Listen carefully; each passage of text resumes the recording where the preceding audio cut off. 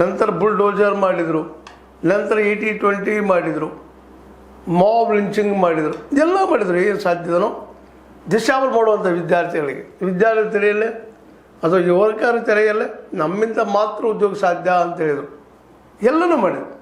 2 ಕೋಟಿ ಉದ್ಯೋಗ ಪ್ರತಿ ವರ್ಷ ಕೊಡ್ತಾನೆ ಅಂತ ಹೇಳಿದರು. 15 ಲಕ್ಷ ರೂಪಾಯಿಗಳನ್ನು ಪ್ರತಿ ಬಡವನ ಖಾತೆಗೆ ಹಾಕ್ತಂತ ಹೇಳಿದರು. ಇವತ್ತು ಜನ್ ಧನ್ ಏನು ಖಾತೆ ಮಾಡಿದ್ರು ಎಲ್ಲ ಹೆಚ್ಚು ಖಾಲಿ ಇದ್ದಾವೆ. ಅವೇನು ವ್ಯವಹಾರ ಮಾಡ್ತಾಯಿಲ್ಲ, ವ್ಯವಹಾರ ಆಗ್ತಾಯಿಲ್ಲ. ಹೀಗಾಗಿ ಅದೊಂದು ಇವತ್ತು ಬ್ಯಾಂಕಿಂಗ್ ಸೆಕ್ಟರ್ಗೆ ವಜನ ಆಗಿಬಿಟ್ಟದ, ಬೋಜ್ ಆಗಿಬಿಟ್ಟದ. ಇವೆಲ್ಲವೂ ಇವತ್ತು ಫೇಲ್ಯೂರ್ ಆಗಿ ಕಾಣ್ತಾ ಇದ್ದಾವೆ. ಅದರಲ್ಲೂ ಮುಖ್ಯವಾಗಿ ಇವರೇನು ನಿರಂತರವಾಗಿ ಚುನಾವಣೆ ಬಂದ ಘೋಷಣೆ ಮಾಡೋದು, ಚುನಾವಣೆ ಮುಗಿದ ತಕ್ಷಣ ಮರೆತು ಬಿಡೋದು ಅದನ್ನು. ಪ್ರತಿಯೊಂದು ರಾಜ್ಯದಲ್ಲಿ ಇದನ್ನು ಮಾಡಿದ್ರು.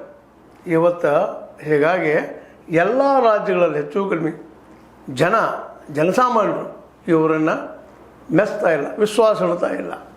ಇವಾಗ ವಿಶ್ವಾಸ ಇಲ್ಲದಂಥ ವ್ಯಕ್ತಿ ಅಂತೇಳಿ ಅದು ಒಂದು ಪಾರ್ಟಿ ಅಂತೇಳಿ ಜನ ಗುರುತಿಸ್ಕೊಳ್ತಾ ಇದ್ದಾರೆ.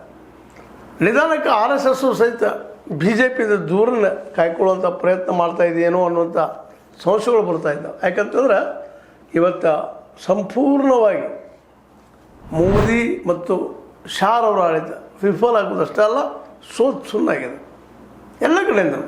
ಆಲ್ ಓವರ್ ಇಂಡಿಯಾ ಶಿಕ್ಷಣ ಕ್ಷೇತ್ರದಲ್ಲಿ ಆಗಿರ್ಬೋದು, ಆರೋಗ್ಯ ಕ್ಷೇತ್ರದಲ್ಲಿ ಆಗಿರ್ಬೋದು, ಕೃಷಿ ಕ್ಷೇತ್ರದಲ್ಲಿ ಆಗಿರ್ಬೋದು, ಯಾವುದೇ ಕ್ಷೇತ್ರ ತೆಗೆದುಕೊಂಡು ಅದರವ್ರು ಈಗಾಗಲೇ 1,000 ತಿಂಗಳಿಂದ ರೈತರು ಶುರು ಮಾಡಿಬಿಟ್ಟಿದ್ದಾರೆ ವಿರೋಧವನ್ನು. ನಮಗೆ ಮಾರ್ಕೆಟ್ ಕೊಡ್ರಿ, ನಮಗೆ ನೀರು ಕೊಡ್ರಿ, ನಮಗೆ ಬದುಕು ಕೊಡ್ರಿ ಅಂಥೇಳಿ ಬೆನ್ನತ್ತಿದ್ದಾರೆ. ಇವೆಲ್ಲ ದಿನದಿಂದ ಹೆಚ್ಚಾಗ್ತಾ ಇದ್ದಾವೆ.